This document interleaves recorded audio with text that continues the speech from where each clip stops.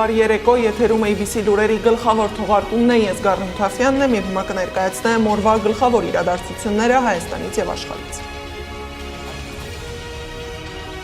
Զինծառայության ժամկետի կրճատումը ոլորտի համար նոր պատուհաս, թե նախընտրական քարոզչության գործիք իշխանության ձեռքին, թեժ քննարկում ազգային ժողովում։ Ուղերձ Բաքվից, ինչ մեսիջներ է փոխանցել Ալիևի օգնականը հայ հասարակությանը։ Ուրախ եմ, որ չեք ահաբեկվել, իսկ ես 5 ամսում ավելի ուժեղ եմ դարձել։ Լիդիա Մանթաշյանի ուղերձը քրեակատարողական հիմնարկից։ Փակում են բիզնեսների, ապա տանդրներն ու լքում երկիրը։ Ահազանգ տնտեսվարողներից, ինչ է կատարվում փոքր ու միջին բիզնես դաշտում։ Թրամփի խաղաղության արշավը կհասնի ռուս-ուկրաինական հակամարտությանը, թե պարզապես կանցնի կողքով։ Բանակցությունների հերթական ռաունդը Ժնևում։ Սուր վարակների ակտիվ շրջանը Երևանում և մարզերում, ինչպես կանխարգելել տարածումը։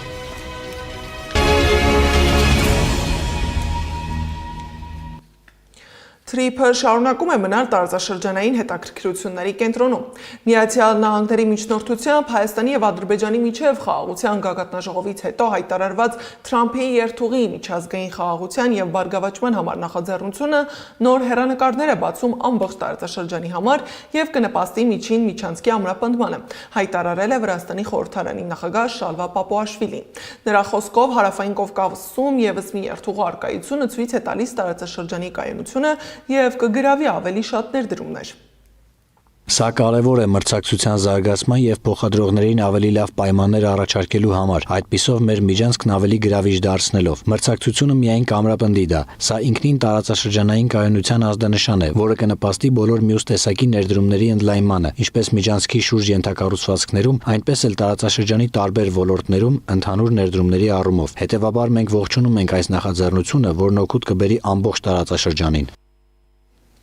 Խաղաղության մասին խոսում են նաև Բաքվում։ Հայաստանի քաղաքացիական հասարակության ներկայացուցիչները, որոնք գնացել էին, հանդիպել են Ալիևի օգնական Հիկմետ Հաջիևի հետ, որն էլ վստահեցրել է, թե Հայաստանից պահանջ չունեն ու պատերազմ չեն ուզում, գնում են խաղաղության ճանապարհով։ Ադրբեջանի համար այլևս պատերազմ չկա, որ կոնֆլիկտը ավարտվել է, որ հայ-ադրբեջանական կոնֆլիկտը իրենց համար ավարտված է, որ իրենք ուզում են այս չպատերազմ վիճակից կառուցեն խաղաղություն եւ գնան դեպի խաղաղություն, եւ իրենց համար չափազանց կարեւոր է այս մեսեջը մեր միջոցով, ինչպես իրենք նշեցին, փոխանցել Հայաստանի հասարակությանը, որ իրենք ցանկանում են Հայաստանի հետ համապարփակ եւ երկարաժամկետ խաղաղություն կառուցել։ Երևանի մամուլի ակումբի նախագահ Բորիս Նավասարդյանն էլ ընդգծել է, որ 5+5 ձևաչափը փակ չի լինելու։ Նրա խոսքով նախաձեռնությանը կարող են միանալ այն մասնագետները, որոնք ունեն կառուցողական ու նորարարական մոտեցումներ հայ-ադրբեջանական հարաբերությունների կարգավորման հարցում։ Լինելու են տարբեր ձևաչափեր, տարբեր միջոցառումներ, որտեղ այդ թվում նաև անկախ, այդ թվում նաև այլ կարծիք ունեցող փորձագետները ներգրավելու են եւ հնարավորություն են ունենալու ներկայացնել իրենց առաջարկները եւ պատկերացումները։ Երկրորդը դա մեդիա ոլորտն է։ Մեզ համար անհրաժեշտ է, որպեսզի լրատվամիջոցները եւ Ադրբեջանում եւ Հայաստանում հնարավորինս նպաստեն կարգավորման գործընթացից, դա չի նշանակում, որ իրենք պետք է ինչ-որ խնդիրներից խուսափեն։ Չհեռանալով անվտանգային ոլորտի թեմաներից, անդրադառնանք մեկ այլ կարևոր նախագծի, որը գործող իշխանությունը համարում է հրատապ ընդունելու նախագիծ։ Իսկ ընդդիմությունը հապճեպ եւ չհաշվարկված քայլ, որը կարող է խարխլել մեր պետության անվտանգության հիմքերը։ Մինչ Ադրբեջանը զինվում է, ավելացնում ռազմական բյուջեն, խաղաղության մասին խոսելուն զուգահեռ, պաշտոնական Երևանը ոչ միայն կրճատում է ռազմական ոլորտի բյուջեն, այլև պարտադիր զինծառայության ժամկետը։ Ոչ ավելի, ոչ պակաս 6 ամիս ժամկետով։ Ազգային ժողովում քննարկել են հենց այս նախագիծը։ Հայաստանի պաշտպանության նախարար Սուրեն Պապիկյանը վստահեցրել է, որ ծառայության ժամկետի կրճատումից հետո մարդկային ռեսուրսը միայն կավելանա։ 2025 թվականի ձմեռային զորակոչի շրջանակներում զինված ուժերի համալրումը սկսվելու է 2026 թվականի հունվարի 7-ից, որի արդյունքում 18-ամսյա ժամկետով ծառայություն են իրականացնելու 2025 թվականի ձմեռային զորակոչից սկսած պարտադիր զինվորական ծառայության զորակոչված քաղաքացիները։ Ծառայության ժամկետի կրճատումը չի տարածվելու 2026 թվականի հունվարի 1-ի դրությամբ պարտադիր զինվորական ծառայության մեջ գտնվող զինծառայողների վրա։ Պատիվ ունեմ խմբակցության քարտուղար Տիգրան Աբրահամյանը նիստին քննադատել է նախագիծը, ընդգծելով, որ այն ներկայացնում են շտապողականությամբ եւ առանց ամբողջությամբ գնահատելու անվտանգային ռիսկերը։ Պատգամավորի կարծիքով անհրաժեշտ է հրապարակել, թե 1 տարվա ընթացքում միջին հաշվով 1 զորակոչի ընթացքում որքան մարդ է համալրում զինված ուժերը։ Սա ըստ պատգամավորի թույլ կտա հանրությանը գնահատել նախարարության ներկայացրած թվերն ու ծրագրերը։ Պետք է հասկանանք, մենք ինչ չափանիշ ենք դնում, որ կարողանանք ճիշտ գնահատենք եւ զորամասը որպես ստորաբաժանում եւ մարդկանց հրամանատարական պաշտոնի եւ այլն։ Եվ դրա համար այս տեսանկյունից կարծում եմ, որ երբ որ մենք ապեստացիայի նաեւ գործընթացն ենք ներկայացնում դրա ձեր ներկայացած դրական համատեքստում, այստեղ կան խորքում նաեւ մեծ թվով խնդիրներ, որոնք այդ չափորոշներով ներկայացված են եւ ամբողջությամբ իրավիճակը չեն արտացոլում։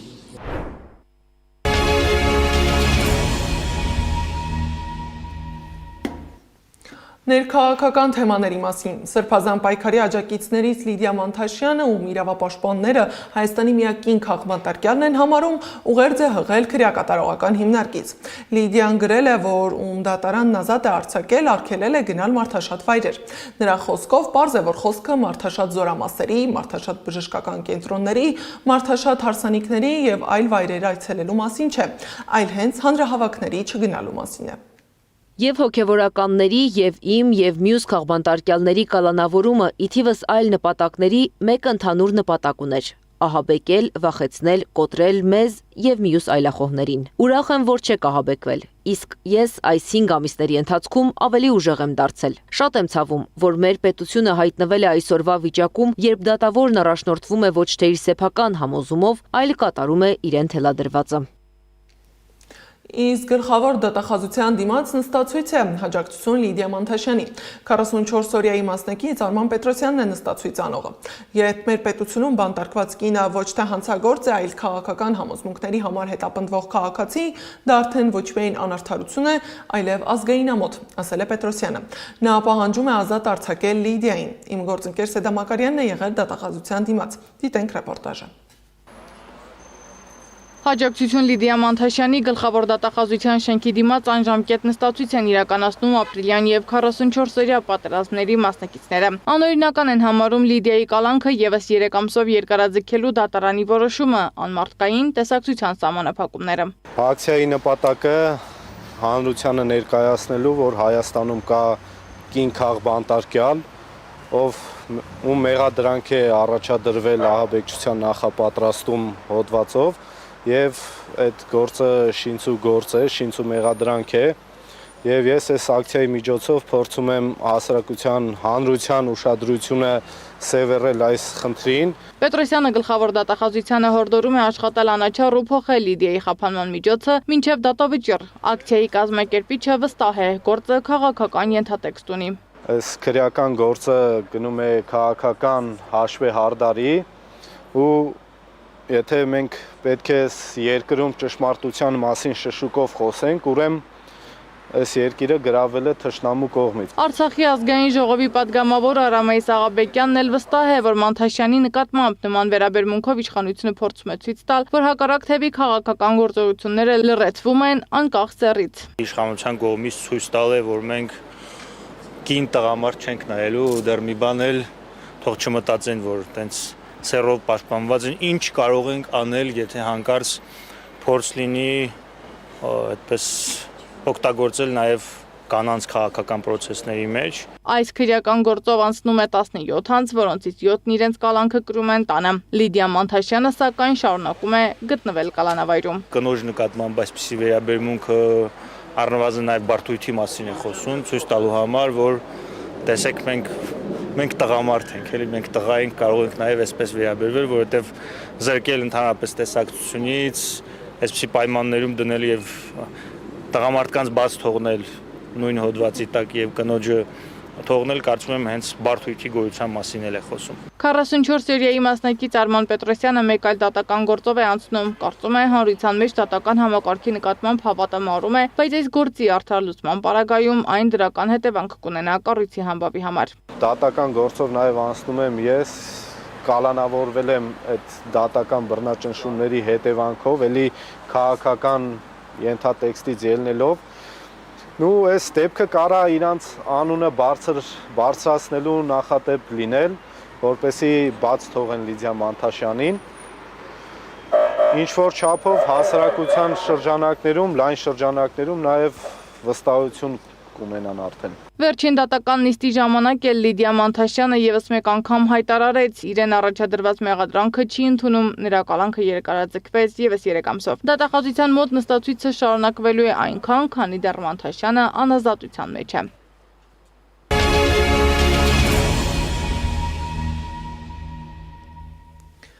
Հարկերի բարձրացման կողմնակի ազդեցությունները, որոնց մասին մասնագետները դեռևս նախորդ տարվանից խոսում են ու զգուշացնում, արդեն դարձել է իրականություն։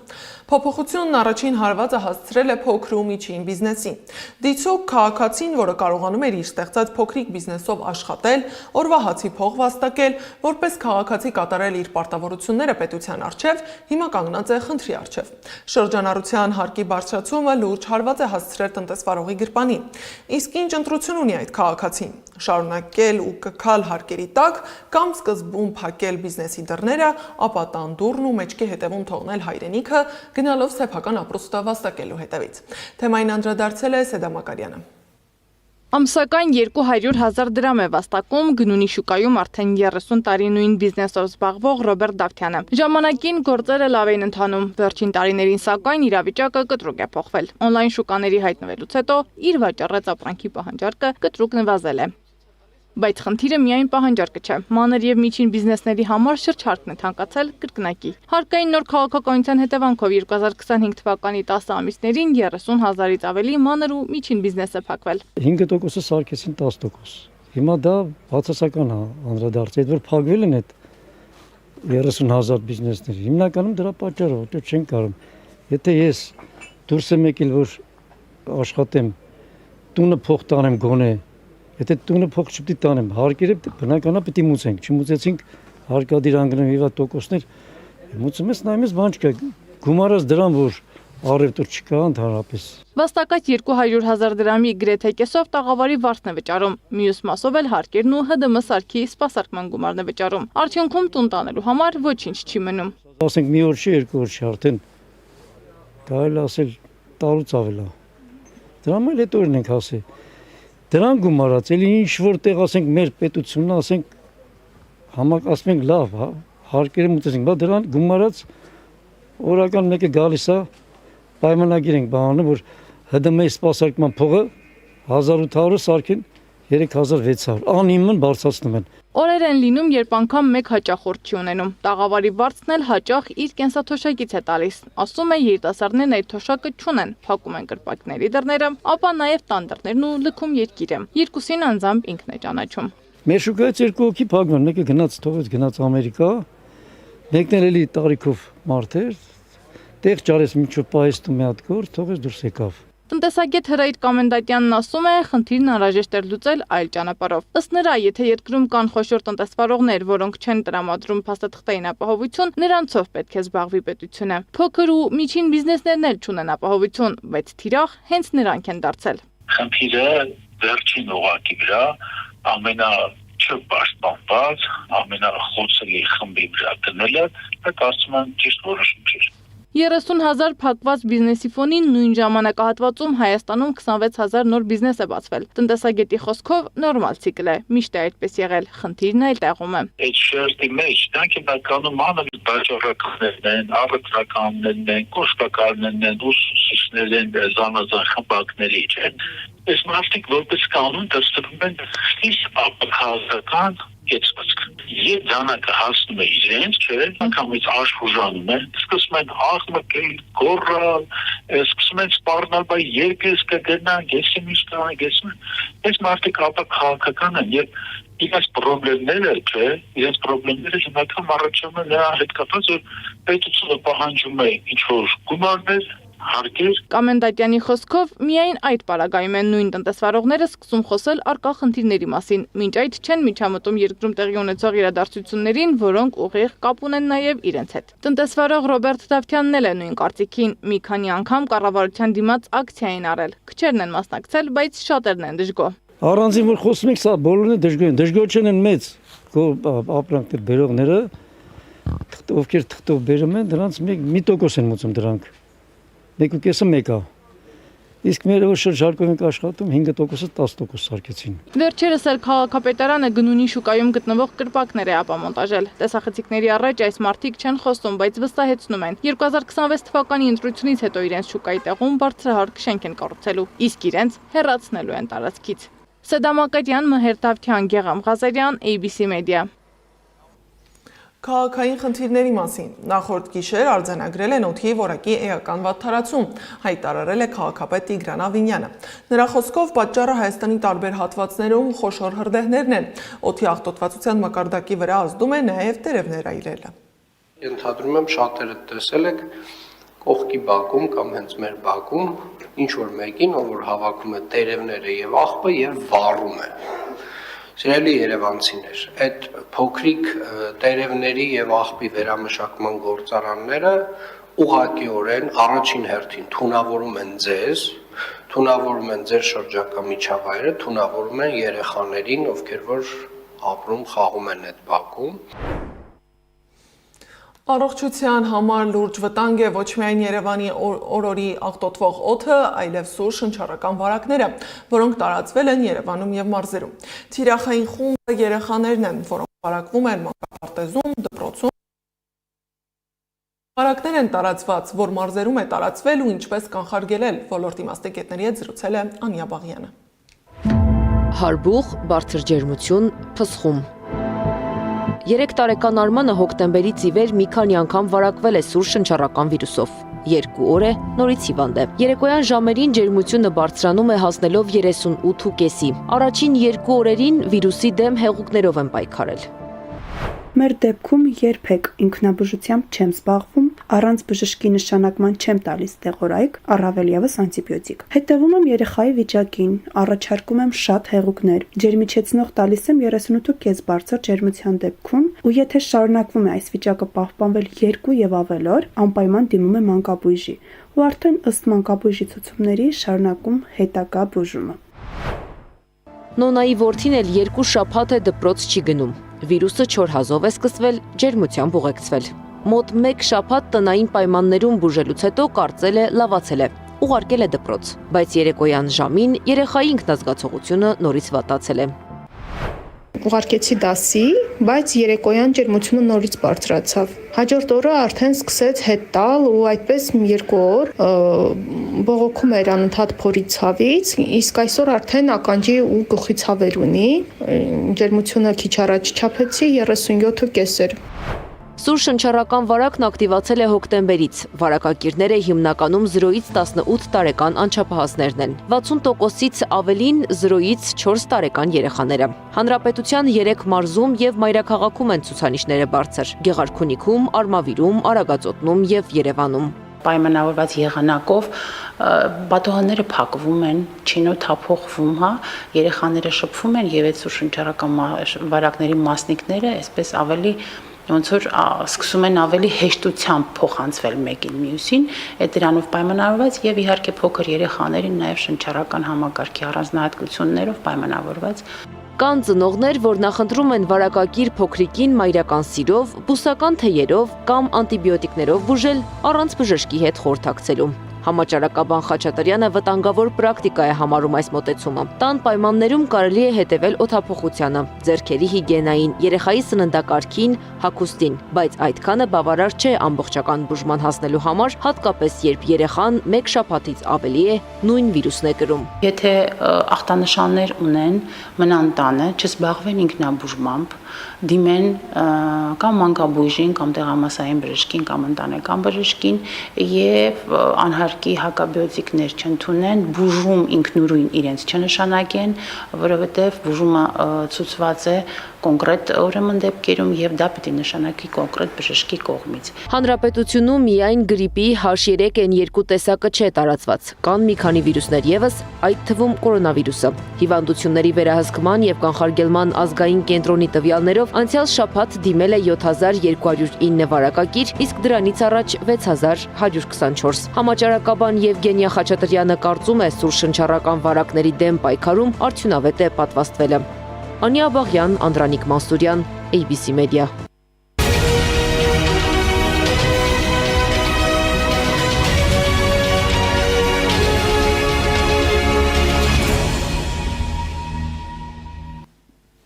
Թրամփի խաղաղության արշավը կհասնի ռուս-ուկրաինական հակամարտությանը, թե պարզապես կանցնի կողքով։ Բանակցությունների հերթական ռաունդն է տեղի ունեցել Ժնևում։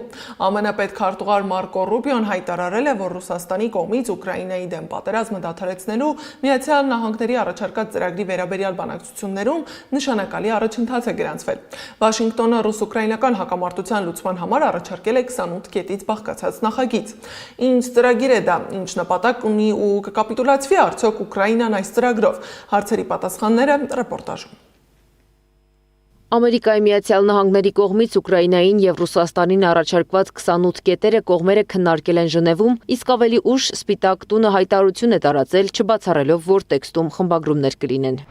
Եթե այսպես է հայտարարվում, դա նշանակում է, որ փաստաթուղթը միակողմանիորեն գրվել է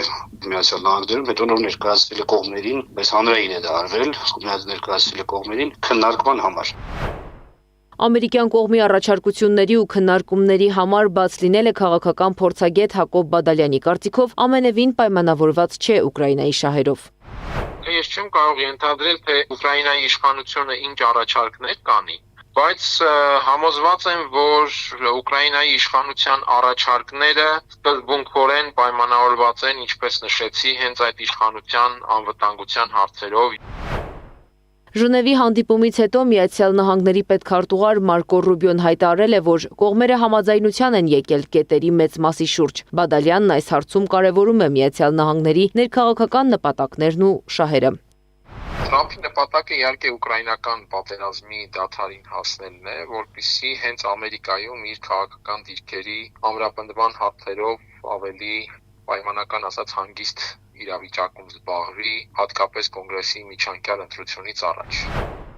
Միջազգայնագետ Սուրեն Սարգսյանի պնդմամբ էլ չնայած այս պլանը ստեղծվել է երկարատև բանակցությունների ընթացքում, ավելի մեծ է հավանականությունը, որ հենց սրանով ամերիկյան կողմը կկարողանա խնդրին խաղաղ հանգուցալուծում տալ։ Սա կարծես թե վերջին ամբողջական եւ համապարփակ փորձն է, որը Թրամփի վարչակազմն իրականացնում է կողմերին բանակցությունների սեղանի շուրջ նստեցնելու նպատակով եւ կարծում եմ սա ավելի մեծ շանսեր ունի հաջողության հասնելու այս նախաձեռնությունը։ Ուկրաինական կողմը, սակայն, մի քանի կետի շուրջ տարաձայնություններ ունի, մասնավորապես Ուկրաինայի զինված ուժերի թվաքանակը, Զապորոժիեի ատոմակայանի նկատմամբ վերահսկողությունն ու գերիների փոխանակման ձևաչափը։ Միջազգայնագետի խոսքով այս կետերը եւս կարևոր էներգետիկ ու անվտանգային դեր ունեն Ուկրաինայի համար։ Ուկրաինական կողմը ցանկանում է հնարավորինս ամրացնել